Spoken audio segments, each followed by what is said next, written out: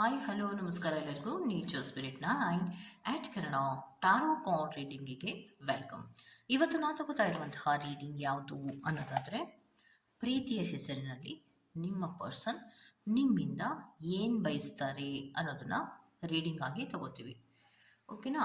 So ಈ ತರಹದ reading ಯಾಕೆ ತಗೋತಾ ಇದ್ದೀವಿ ಅನ್ನೋದಾದರೆ, ಪ್ರೀತಿಯ ಹೆಸರಿನಲ್ಲಿ ಪ್ರೀತಿಯನ್ನೇ ಬಯಸಿದ್ರೆ ಯಾವುದೇ ರೀತಿಯ ಪ್ರಾಬ್ಲಮ್ ಇರೋದಿಲ್ಲ.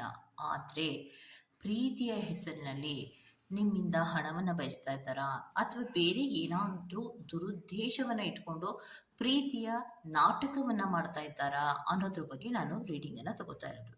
ಯೂನಿವರ್ಸ್ನಲ್ಲಿ ನಿಷ್ಕಲ್ಮಶವಾದಂತಹ ರೀತಿಯ ಪ್ರೀತಿಯನ್ನು ಮಾಡುವಂತಹ ವ್ಯಕ್ತಿಗಳು ಎಷ್ಟು ಜನ ಇರ್ತಾರೋ ಅದರಲ್ಲಿ ಅರ್ಧ ಭಾಗದಷ್ಟು ಜನರು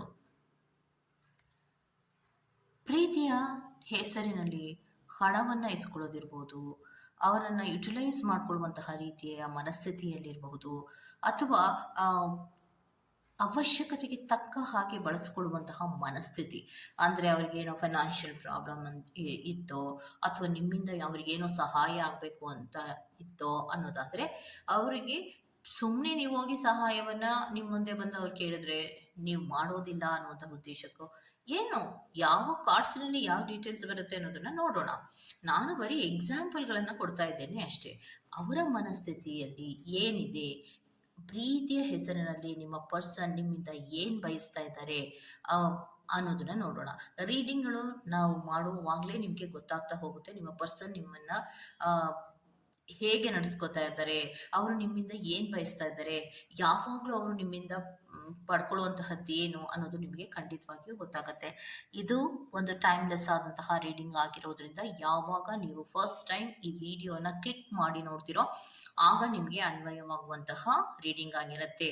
ಮತ್ತೆ ಯಾರೆಲ್ಲ ಈ ಸಿಚುಯೇಷನ್ಗಳಲ್ಲಿ ಇದ್ದಾರೋ, ಈಗ ಅನ್ನಿಸ್ಬೇಕು ನಮಗೆ, ನಮಗೆ ಏನಕ್ಕೋಪ್ಪ ಇವ್ರು ನಮ್ಮನ್ನು ಬರೀ ಹಣಕ್ಕೋಸ್ಕರನೇ ಇವರು ಪ್ರೀತಿ ಮಾಡ್ತಾ ಇದ್ದಾರೇನೋ ಅನಿಸುತ್ತೆ, ಇವ್ರು ನಮ್ಮನ್ನು ನಿಷ್ಕಲ್ಮಶವಾಗಿ ಪ್ರೀತಿ ಮಾಡೋದಕ್ಕಿಂತ ಇವರು ನನ್ನನ್ನು ಕಾಳಜಿ ತೋರಿಸೋದು, ಇವರು ನನ್ನ ಬಗ್ಗೆ ಕಾಳಜಿ ತೋರಿಸೋದಕ್ಕಿಂತ ಇವರು ನನ್ನನ್ನು ಏನಾದರೂ ನನ್ನಿಂದ ಎಕ್ಸ್ಪೆಕ್ಟೇಷನ್ ಮಾಡ್ತಾ ಇದ್ದಾರೆ ಅನ್ನುವಂತಹ ಸಿಚುವೇಶನ್ಗಳಲ್ಲಿ ಯಾರೆಲ್ಲ ಇದ್ದೀರೋ ಅವರಿಗೆ ಅನ್ವಯ ಆಗುತ್ತೆ. ಅಥವಾ ಯಾರಿಗೆಲ್ಲ ಈ ಸಿಚುವೇಶನ್ಗಳಲ್ಲಿ ನಾನು ಇದ್ದೀನೇನೋ ಅನ್ನುವಂತಹ ಡೌಟ್ ಯಾರಿಗೆಲ್ಲ ಬರುತ್ತೋ ಖಂಡಿತವಾಗಿಯೂ ಅವರು ಕೂಡ ಈ ವಿಡಿಯೋನ ನೋಡ್ಬೋದಾಗಿರತ್ತೆ. ಓಕೆನಾ? ಕ್ಲಿಯರ್? ಓಕೆ.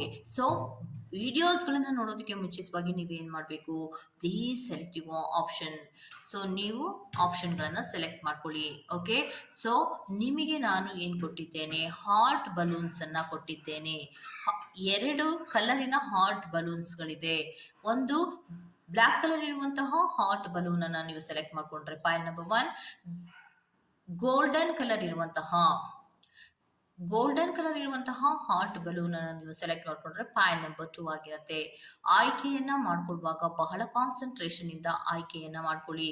ಈ 2 ಹಾರ್ಟ್ ಬಲೂನ್ಸ್ಗಳಲ್ಲಿ ಯಾವುದು ನಿಮಗೆ ತುಂಬಾ ಅಟ್ರಾಕ್ಟ್ ಆಗುತ್ತೋ ಆ ಕಲರಿನ ಹಾರ್ಟ್ ಬಲೂನ್ ಅನ್ನು ಸೆಲೆಕ್ಟ್ ಮಾಡ್ಕೊಳ್ಳೋದ್ರ ಮೂಲಕ ಪ್ರೀತಿಯ ವಿಚಾರಕ್ಕೆ ಸಂಬಂಧಪಟ್ಟಂತೆ ಪ್ರೀತಿಯ ಹೆಸರಿನಲ್ಲಿ ನಿಮ್ಮ ಪರ್ಸನ್ ನಿಮ್ಮಿಂದ ಏನು ಬಯಸ್ತಾ ಇದ್ದಾರೆ ಅನ್ನೋದನ್ನ ಖಂಡಿತವಾಗಿಯೂ ನೋಡ್ಬೋದಾಗಿರುತ್ತೆ. ಓಕೆ. ಇದೆಲ್ಲವೂ ಕೂಡ ಇನ್ ಜನರಲ್ ಆಗಿರುವಂತಹ ರೀಡಿಂಗ್ ಆಗಿರೋದ್ರಿಂದ ನಿಮಗೆ ರೆಸೋನೇಟ್ ಆದರೆ ಮಾತ್ರ ತಗೊಳ್ಳಿ. ಹಾಗೇನೆ ಸ್ಕ್ರೀನ್ ಮೇಲೆ ಕಾಣ್ತಾ ಇರುವಂತಹ ಒಂದು ನಂಬರ್, ಅದು ಪರ್ಸನಲ್ ರೀಡಿಂಗಿನ ನಂಬರ್ ಆಗಿರುತ್ತೆ. ಯಾರಿಗೆಲ್ಲ ಪರ್ಸನಲ್ ರೀಡಿಂಗಿನ ಅವಶ್ಯಕತೆ ಇದೆಯೋ ಅವರೆಲ್ಲರೂ ಕೂಡ ವಾಟ್ಸಪ್ ಮೆಸೇಜ್ ಅನ್ನ ಮಾಡೋದ್ರ ಮೂಲಕ ಪೇ ಮಾಡಿ ನಿಮ್ಮ ರೀಡಿಂಗ್ಸ್ ಗಳನ್ನ ನೀವು ತಗೋಬಹುದಾಗಿರುತ್ತೆ. ಓಕೆ. ಸೊ ಸೆಲೆಕ್ಟ್ ಆಯ್ತಲ್ವಾ? ಹಾಗೇನೆ ಡಿಸ್ಕ್ರಿಪ್ಷನ್ ಬಾಕ್ಸ್ ನಲ್ಲಿ ಪ್ರತಿ ಪೈನ ಟೈಮಿಂಗ್ಸ್ ಅನ್ನ ಕ್ಲಿಯರ್ ಆಗಿ ಮೆನ್ಷನ್ ಮಾಡಿರ್ತೀನಿ. ನೀವು ಯಾವ ಫೈಲ್ ಅನ್ನ ಸೆಲೆಕ್ಟ್ ಮಾಡ್ಕೊಂಡಿರ್ತೀರೋ ಆ ಫೈಲ್ ಟೈಮ್ಸ್ ಅನ್ನ ನೋಡಿ ಸ್ಕಿಪ್ ಆಗಿ ನಿಮ್ಮ ರೀಡಿಂಗ್ಸ್ ಗಳನ್ನ ನೀವು ನೋಡಬಹುದಾಗಿರುತ್ತೆ. ಓಕೆ. ಸೊ ರೀಡಿಂಗ್ ಅನ್ನ ಶುರು ಮಾಡೋಣ. Okay, let start. ಯಾರೆಲ್ಲ ಬ್ಲ್ಯಾಕ್ ಕಲರ್ ಇರುವಂತಹ ಹಾರ್ಟ್ ಬಲೂನ್ ಅನ್ನ ನೀವು ಸೆಲೆಕ್ಟ್ ಅನ್ನ ಮಾಡ್ಕೊಂಡಿದ್ದೀರೋ, ಸೊ ನಿಮ್ಮ ಪರ್ಸನ್ ನಿಮ್ಮಿಂದ ಬಯಸೋದೇನು ಅನ್ನೋದಾದ್ರೆ ಕೆಲವೊಬ್ಬರಿಗೆ ತೋರಿಸ್ತಾ ಇರುವಂತಹದ್ದು ಕಂಟ್ರೋಲ್ಡ್ ಇಶ್ಯೂಸನ್ನು ರೆಪ್ರೆಸೆಂಟ್ ಮಾಡ್ತಾ ಇದೆ. ಸೊ ಪ್ರೀತಿಯನ್ನು ಮಾಡುವಾಗ ನಿಮ್ಮ ಪರ್ಸನ್ ನಿಮ್ಮ ಹಿಂದೆ ತಿರುಗಿದ್ದಿರಬಹುದು, ಅವರು ನಿಮಗೋಸ್ಕರ ಟೈಮನ್ನು ಕೊಟ್ಟಿದ್ದಿರಬಹುದು, ನಿಮಗೆ ಬಹಳ ಕಾಳಜಿಯನ್ನು ತೋರಿಸ್ತೀನಿ ಅಂತ ಹೇಳಿದ್ದಿರಬಹುದು. ಇದ್ಯಾವುದು ಕೂಡ ಆಗೋದಿಲ್ಲ. ಕೆಲವೊಬ್ಬರಿಗೆ ಮಾತ್ರ ಪ್ರೀತಿಯನ್ನು ತೋರಿಸ್ತಾರೆ. ಅಂದರೆ ಅದರಲ್ಲೂ ಎಸ್ಪೆಷಲಿ ಈ ಬ್ಲ್ಯಾಕ್ ಕಲರ್ ಇರುವಂತಹ ಹಾರ್ಟ್ ಅಂದರೆ ಪೈಲ್ ನಂಬರ್ 1 ಯಾರೆಲ್ಲ ಆಯ್ಕೆ ಮಾಡ್ಕೊಂಡಿದ್ದೀರಾ, ಸೊ ಅವರು ಏನು ಮಾಡ್ತಾರೆ ಅಂದರೆ ಚಿಕ್ಕದಾಗಿ ನೀವು ಏನಾದರೂ ಗಿಫ್ಟನ್ನು ಕೊಡೋದ್ರ ಮೂಲಕ ಅಥವಾ ಚಿಕ್ಕದಾಗಿ ನಿಮಗೆ ಪ್ರೀತಿಯನ್ನು ತೋರಿಸೋದ್ರ ಮೂಲಕ, ಅದು ನಾಟಕೀಯವಾಗಿರುತ್ತೆ. ಬಟ್ ಅದನ್ನು ನೀವು ನಾಟಕೀಯ ಅನ್ನೋದನ್ನು ನೀವು ಎಕ್ಸ್ಪೆಕ್ಟ್ ಮಾಡ್ತಾ ಇರೋದಿಲ್ಲ. ಅಂದರೆ ಏನು ಅನ್ಕೋತೀರಾ, ನನ್ನ ಪ್ರೀತಿಯ ವ್ಯಕ್ತಿಗೆ ನನ್ನ ಮೇಲೆ ತುಂಬ ಪ್ರೀತಿ ಬಂದಿದೆ, ಅದಕ್ಕೆ ಇವತ್ತೇನೋ ಒಂದು ಗಿಫ್ಟ್ ಕೊಟ್ಟಿದ್ದಾರೆ. ಸೊ ನಾನು ಇದಕ್ಕೊಂದು ಎಕ್ಸಾಂಪಲನ್ನು ಕೊಡ್ತೀನಿ, ನೋಡ್ಕೊಳ್ಳಿ. For example, gender is not a matter.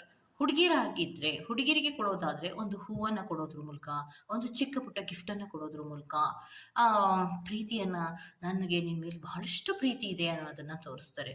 ಹುಡುಗರಿಗೆ ತೋರಿಸೋದಾದರೆ ಅವರಿಗೆ ಚಿಕ್ಕ ಪುಟ್ಟ ಗಿಫ್ಟ್, ಫೋನನ್ನು ಕೊಡೋದ್ರ ಮೂಲಕ ಅಥವಾ ವಾಚನ್ನು ಕೊಡೋದ್ರ ಮೂಲಕ ಅಥವಾ ಇಯರ್ ಫೋನ್ ಇರಬಹುದು. ಈ ಥರದಾಗ ಅವರಿಗೆ ಮನಸ್ಥಿತಿಗೆ ಸಂಬಂಧಪಟ್ಟಂತ, ನಾನು ಎಕ್ಸಾಂಪಲ್ ಅಷ್ಟೇ ಕೊಡ್ತಾ ಇರೋದು, ಮನಸ್ಥಿತಿಗೆ ಸಂಬಂಧಪಟ್ಟಂತೆ ಚಿಕ್ಕ ಗಿಫ್ಟ್ಗಳನ್ನು ಕೊಡೋದ್ರ ಮೂಲಕ ಅವರು ನಿಮ್ಮಿಂದ ಬಹಳ ದೊಡ್ಡದಾದಂತಹ ಹಣಕಾಸಿನ ಒಂದು ಸಹಾಯವನ್ನು ಪಡ್ಕೊಳ್ಳುವಂತಹ ಮನಸ್ಥಿತಿ ಅವರಲ್ಲಿ ಖಂಡಿತವಾಗಿಯೂ ಇದೆ ಅನ್ನುವಂಥದ್ದನ್ನು ರೆಪ್ರೆಸೆಂಟ್ ಮಾಡ್ತಾ ಇದೆ. ಯಾವಾಗ ನೀವು ಅವರಿಗೆ ಹಣಕಾಸಿನ ಸಹಾಯವನ್ನ ಮಾಡೋದಿಲ್ವೋ ಆಗ ಆ ವ್ಯಕ್ತಿಯಲ್ಲಿ ಚೇಂಜಸ್ಗಳನ್ನೋದನ್ನ ನೀವೇ ನೋಡ್ತಾ ಹೋಗ್ತೀರಾ. ಇದರಲ್ಲಿ ಯೂನಿವರ್ಸ್ನಲ್ಲಿ ಕೆಲವೊಬ್ಬರಿಗಂತೂ ಇದು ಆಲ್ರೆಡಿ ಅನುಭವ ಆಗಿರುವಂತಹ ಸಾಧ್ಯತೆಗಳು ಇರುತ್ತೆ. ಸೊ ಎಷ್ಟೋ ದಿನ ಮಾತಾಡ್ಸಲ್ಲ, ಸ್ವಲ್ಪ ಗ್ಯಾಪ್ ಕೊಡ್ತಾರೆ, ಅವರಿಗೇನೋ ಕಷ್ಟ ಬಂದಾಗ ವಾಪಸ್ ಮತ್ತೆ ನಿಮ್ಮನ್ನ ಮಾತಾಡ್ಸೋಂತ ಪ್ರಯತ್ನ ಮಾಡ್ತಾರೆ. ಮಾತಾಡ್ಸುವಾಗ ಬೆಣ್ಣೆ ತರ ಮಾತಾಡಿಸ್ತಾರೆ. ಮಾತಾಡ್ಸಿದ ತದನಂತರದಲ್ಲಿ ಸ್ವಲ್ಪ ಹೊತ್ತಿನ ನಂತರವೇ ನನಗೊಂದಿಷ್ಟು ಕಷ್ಟ ಇತ್ತು, ಇದನ್ನ ಈಗ ಸಾಯಂಕಾಲ ಕೊಟ್ಬಿಡ್ತೀನಿ ಕೊಡು ಅಂತ ಇಸ್ಕೊಂತಾರೆ. ಹಣಕಾಸಿನ ಸಹಾಯವನ್ನ ಬೇಡುವಂತಹ ಮನಸ್ಥಿತಿ ಅತಿ ಹೆಚ್ಚು ಪ್ರಮಾಣದಲ್ಲಿ ಇರುತ್ತೆ. ಏನಾದರೂ ನೀವು ಹಣಕಾಸಿನ ಸಹಾಯವನ್ನ ಮಾಡಿದ್ರೆ ಅದು ರಿಟರ್ನ್ ಬರುತ್ತೆ ಅನ್ನುವಂತಹ ಯಾವುದೇ ಒಂದು ಮನಸ್ಥಿತಿಯನ್ನ ಕೂಡ ನೀವು ಇಟ್ಕೊಳ್ಳೋ ಹಾಗಿಲ್ಲ. ಯಾಕಂದ್ರೆ ಆ ವ್ಯಕ್ತಿ ನಿಮಗೆ ವಾಪಸ್ ರಿಟರ್ನ್ ಮಾಡೋದಿಲ್ಲ. ನೀವು ವಾಪಸ್ ರಿಟರ್ನ್ ಕೇಳಿದಾಗ ಅವರಲ್ಲಿ ಕಂಟ್ರೋಲ್ಡ್ ಇಶ್ಯೂಸ್ಗಳು ಬಂದ್ಬಿಡತ್ತೆ, ನಿಮ್ಮನ್ನ ಕಂಟ್ರೋಲ್ ಮಾಡೋದಕ್ಕೆ ಶುರು ಮಾಡ್ತಾರೆ. ಅಂದ್ರೆ ಏನು, ಫೋನನ್ನ ಅವಾಯ್ಡ್ ಮಾಡೋದಿರ್ಬೋದು, ಮೆಸೇಜ್ನ ನೋಡದೇ ಇರೋದಿರಬಹುದು, ಅಥವಾ ಮೀಟ್ ಮಾಡಬೇಕು ಅಂತ ನೀವು ಅನ್ಕೊಂಡಾಗ ನಾನು ಬ್ಯುಸಿ ಅಂತ ಹೇಳೋದಿರಬಹುದು. ಈ ತರಹದ ಒಂದು ಕ್ಷುಲ್ಲಕ ಕಾರಣಗಳನ್ನ ಹೇಳಿ ತಪ್ಪಿಸ್ಕೊಳ್ಳುವಂತಹ ಮನಸ್ಥಿತಿ ನಿಮ್ಮ ಪ್ರೀತಿಯ ವ್ಯಕ್ತಿಗಳಿಗೆ ಇರತ್ತೆ. ಓಕೆನಾ? ಸೊ ಇದು ಕೆಲವೊಬ್ಬರಿಗೆ ಆಲ್ರೆಡಿ ಅನುಭವಕ್ಕೆ ಬರ್ತಾ ಇದೆ ಅಲ್ವಾ. ಎಷ್ಟೋ ಭಾರಿ ದುಡ್ಡನ್ನ ಇಸ್ಕೋತಾರೆ, ವಾಪಸ್ಸನ್ನ ಕೊಡೋದಿಲ್ಲ, ವಾಪಸ್ ಕೇಳಕ್ ಹೋದ್ರೆ ಮುನ್ಸ್ಕೋತಾರೆ, ಆಮೇಲೆ ಸ್ವಲ್ಪ ದಿನ ಆದ್ಮೇಲೆ ಮತ್ತೆ ಬರ್ತಾರೆ, ಬಹಳಷ್ಟು ಪ್ರೀತಿ, ನಿನ್ ಬಿಟ್ಟಿರೋಕ್ ಆಗೋದೇ ಇಲ್ವೇನೋ ಅನ್ನುವಂತಹ ರೀತಿಯಲ್ಲಿ ಪ್ರೀತಿಯನ್ನ ತೋರಿಸ್ತಾರೆ, ಚಿಕ್ಕ ಪುಟ್ಟ ಗಿಫ್ಟ್ ಅನ್ನ ಕೊಡ್ತಾರೆ, ಹೇಗೆ ಮತ್ತೆ ನಿಮ್ಮಿಂದ ಇಸ್ಕೋತಾರೆ. ಇನ್ನ ಕೆಲವೊಬ್ರು ಮಾಡೋದು ನೋಡ್ಬೇಕು, ಸ್ವಲ್ಪ ಕೊಟ್ಟಿರುವಂತಹ ಸ್ವಲ್ಪ ಹಣದಲ್ಲಿ ಒಂದು 5% ಅಷ್ಟು ವಾಪಸ್ ಕೊಟ್ಟು ಮತ್ತಷ್ಟು ಬೇಡಿಕೆಯನ್ನ ಇಡ್ತಾರೆ. ಈ ತರಹದ ಮನಸ್ಥಿತಿಗಳು ಇರತ್ತೆ. ಸೊ ಪ್ರೀತಿಯ ಹೆಸರಿನಲ್ಲಿ ಒಬ್ಬ ವ್ಯಕ್ತಿಯಿಂದ ಹಣದ ಸಹಾಯವನ್ನ ಪಡೆಯುವಂತಹ ಮನಸ್ಥಿತಿ ಇದೆ ಅನ್ನುವಂಥದ್ದನ್ನ ರೆಪ್ರೆಸೆಂಟ್ ಮಾಡ್ತಾ ಇದೆ. ಸೊ ಒಬ್ರಿಗೊಬ್ರಿಗೆ ಅರ್ಥ ಮಾಡ್ಕೊಳ್ಳೋದಾಗ್ಲಿ, ಒಬ್ರಿಗೊಬ್ರಿಗೆ ಟೈಮ್ ಕೊಡೋದಾಗ್ಲಿ, ಇದ್ಯಾವುದನ್ನು ಕೂಡ ನಿಷ್ಕಲ್ಮಶವಾಗಿ ಮಾಡೋದಿಲ್ಲ. ಅವರೇನಾದ್ರೂ ಟೈಮನ್ನು ಕೊಡ್ತಾ ಇದ್ದಾರೆ ಅಂದ್ರೆ ಅದರ ಹಿಂದೆ ಬಹಳ ಒಂದು ಉದ್ದೇಶವನ್ನ ಇಟ್ಕೊಂಡೇ ಬಂದಿದ್ದಾರೆ ಅನ್ನೋದನ್ನ ನೀವು ಕರೆಕ್ಟ್ ಆಗಿ ಸಿಚುಯೇಷನ್ಸ್ಗಳನ್ನ ಅರ್ಥ ಮಾಡ್ಕೋಬೇಕು ಅನ್ನೋದನ್ನ ಹೇಳ್ತಾ ಇದ್ದಾರೆ. ಸೊ ಹೌದು, ಕೆಲವೊಬ್ಬರಿಗೆ ಕಂಟ್ರೋಲ್ಡ್ ಇಶ್ಯೂಸ್ಗಳಿರುತ್ತೆ, ಮತ್ತೆ ಕೆಲವೊಬ್ಬರಿಗೆ ಹಣಕಾಸಿನ ಸಹಾಯವನ್ನ ಪಡ್ಕೊಳ್ಳೇಬೇಕು ನನ್ನ ಪ್ರೀತಿಯ ವ್ಯಕ್ತಿಯಿಂದ ಅನ್ನುವಂತಹ ಮನಸ್ಥಿತಿಗಳು ಇರೋದ್ರಿಂದ ಅವರು ನಿಮ್ಮಿಂದ ಬಯಸುವಂತಹದ್ದು ಹಣವನ್ನೇ ಅನ್ನುವಂಥದ್ದನ್ನ ರೆಪ್ರೆಸೆಂಟ್ ಮಾಡ್ತಾ ಇದೆ. Go to the next point number 2. Golden colour ಇರುವಂತಹ ಹಾರ್ಟ್ ಬಲೂನ್ ಅನ್ನ ಯಾರೆಲ್ಲ ಸೆಲೆಕ್ಟ್ ಅನ್ನ ಮಾಡ್ಕೊಂಡಿದ್ದೀರೋ, ಸೊ ನಿಮ್ಮ ಪರ್ಸನ್ ನಿಮ್ಮಿಂದ ಬಯಸೋದೇನು ಅನ್ನುವಂತಹದ್ದಾದ್ರೆ, ನಿಮ್ಮ ಪರ್ಸನ್ ನಿಮ್ಮಿಂದ ಬಯಸುವಂತಹದ್ದು ಒಂದು ರೊಮ್ಯಾಂಟಿಕ್ ಫೀಲಿಂಗ್ಸ್ಗಳು, ನನಗೆ ಕರೆಕ್ಟಾಗಿ ಸ್ಪಂದಿಸುವಂತಹ ವ್ಯಕ್ತಿ ಬೇಕು, ಆ ಸ್ಪಂದಿಸುವಂತಹ ವ್ಯಕ್ತಿ ನೀನಾಗಬೇಕು ಅನ್ನೋದನ್ನ ಬಯಸ್ತಾರೆ ಅನ್ನುವಂಥದ್ದನ್ನ ರೆಪ್ರೆಸೆಂಟ್ ಮಾಡ್ತಾ ಇದೆ. ಸೊ ರೊಮ್ಯಾಂಟಿಕ್ ವಿಚಾರಗಳಲ್ಲಿ ನಿಮ್ಮ ಪರ್ಸನ್ ಅವರಿಗೆ ಸ್ಪಂದಿಸಬೇಕು ಅನ್ನೋದನ್ನ ಅವರು ಬಯಸುವಂತಹ ಸಾಧ್ಯತೆಗಳು ಹೆಚ್ಚಾಗಿ ಇದೆ ಅನ್ನುವಂಥದ್ದನ್ನ ರೆಪ್ರೆಸೆಂಟ್ ಮಾಡ್ತಾ ಇದೆ. ಓಕೆ, ಸೊ ಯಾವಾಗ ನೀವು ಕರೆಕ್ಟಾಗಿ ಅವರಿಗೆ ಸ್ಪಂದನೆಗಳನ್ನ ಮಾಡೋದಿಲ್ವೋ ಅಂತಹ ಸಂದರ್ಭದಲ್ಲಿ ಅವರು ನಿಮ್ಮ ಹತ್ರ ಸ್ವಲ್ಪ ಮಾತಾಡೋದನ್ನ ನಿಲ್ಲಿಸುವಂತಹ ಸಾಧ್ಯತೆಗಳು ಹೆಚ್ಚಾಗಿರುತ್ತೆ ಅನ್ನುವಂಥದ್ದನ್ನ ರೆಪ್ರೆಸೆಂಟ್ ಮಾಡ್ತಾ ಇದೆ. ಸೊ ಪ್ರೀತಿಯ ವ್ಯಕ್ತಿ ಪ್ರೀತಿಯ